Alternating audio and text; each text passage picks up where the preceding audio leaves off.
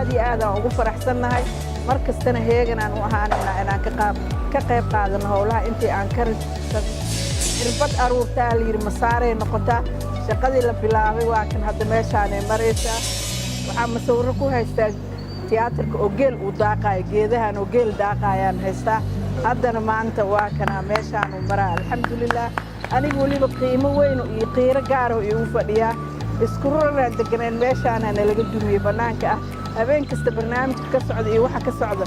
waa ka qayb qaadan jirnay annagoo ciyaalna waa soo bilownay ilaa aan ka weynaanay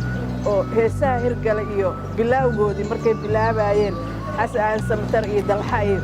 aan ku soo fiirsanay meeshaan xaflado waaweyn aan Soomaalidu ku qabsan jirtay haddana annaka guddi ahaan waxay noo noqonaysaa fursad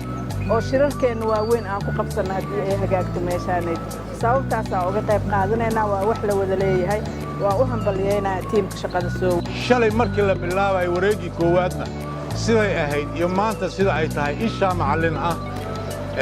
wax lagu faani karo waayo runtaaga dalkaaga xooggaaga ku dhiso wax aad u qiimo badan waaye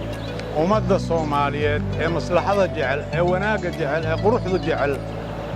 waxaan ka codsanayaa barnaamijka isxilqaan inay xoojiyaan oo dalkaaga xooggaaga ku dhiso ah waxaa marka maanta nala joogay guddiga dib u heshiisiinta qaranka iyo guddiga doorashooyinka madaxa bannaan